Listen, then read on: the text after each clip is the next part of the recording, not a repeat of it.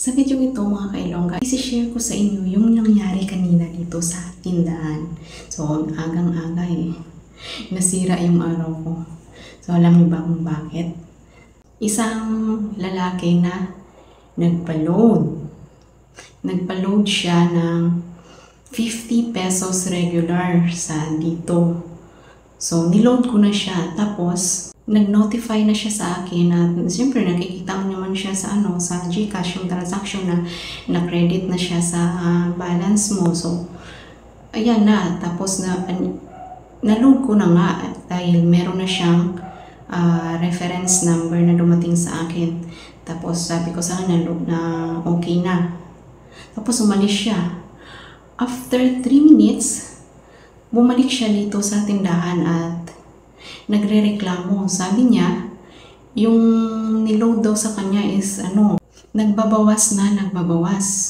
Yung sabi ko sa kanya, hindi ko alam yun sir. Baka yung sa inyo po yung problema dyan. Nakita ko sa kanya yung transaction at saka yung reference number na load na talaga yun. So yung sabi ko sa kanya, hindi ko yung kasalanan sir kasi unless lang kung nag-load ka na hindi pumasok. So, pwede yun. Pwede ko siya So, nagpupumilit siya guys na i-reload ko daw. Nagmamakawa siya i-reload ko daw dahil hindi naman daw niya kasalanan yun. Sabi ko sa kanya, mas hindi ko kasalanan sir. Ilang beses ko pinakita sa kanya yung yung reference number o yung transaction na naload ko na nga yung 50 pesos. So, sabi ko sa kanya, alam nga namang i-reload kita ulit tapos hindi ka magbayad. Sure ako niyan mamaya ako magbayad dito dahil yun nga, nag-credit na siya yung 50 pesos. Nag-i-insist siya talaga na hindi naman daw niya problema dahil ganun nangyari. Tapos first time lang daw na-encounter niya na ganun. So, napupumilit talaga siya sa akin na i-reload ko daw siya. Tapos, sabi niya, i-reload ko daw siya. Dahil, nandito naman siya sa akin, nagpapaload. Yan yung sabi niya. So, sabi ko sa kanya, hindi talaga pwede dahil ako yung masushoot niyan mamaya. Sabi ko sa kanya. So, ako yung magbayad ng 50 pesos pag ganun. Di ba nakita mo naman, pinakita ko na sa iyo na napasok na nga yung load at saka meron ng reference number. Hindi ko na problema yun. Pero guys, yung una, dumating pa lang siya dito. Pagdating niya pa lang dito, lumabas na sa sa bunganga niya na ganun na meron daw na-receive siyang notification na na-receive niya yung load. Pero bakit ganun yung nangyari na nagbabawas daw yung data niya. Tapos sa akin lang, baka siguro yung data niya nung nagpa-load siya dito is naka-on. So, regular load yung niload niya. Kaya, kinuha yung load niya. So, unless lang siguro kung nag-load siya, direct na talaga siya na pang-load na promo.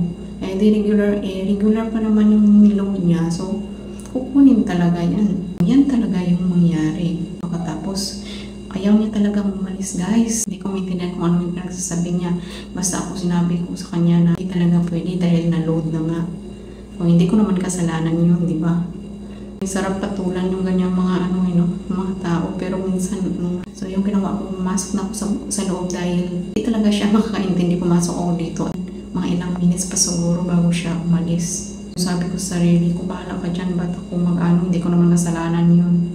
At sa susunod, kung ayaw mo na dito sa tindahan, magpa-transact hindi lang naman ikaw yung customer. So, sa isip ko lang na ganun. So, mahirap minsan guys, meron talagang mga taong ganyan hirap intindihin. Hindi naman sabing customer is always right. So, kahit na mali na, right pa din. So, hindi ganun. Kahit na mali na niya, siya pa rin yung tama. So, hindi po ganun. Huwag tayong mag-tolerate na mga ganung bagay. So, yan na guys yung update ko sa inyo ngayong gabi. Katatapos ko lang mag-close ng tindahan. I think mag-11 PM na po dito mga kailongga. Nagmarites lang po ako sa inyo ngayong gabi. Senior ko lang po sa inyo yung nangyari. So, that's all for today's video mga kailongga. If you are new to my channel, please subscribe Ilongga Mix TV and don't forget to hit the notification bell for more updates on my next videos. Thank you so much po and good night!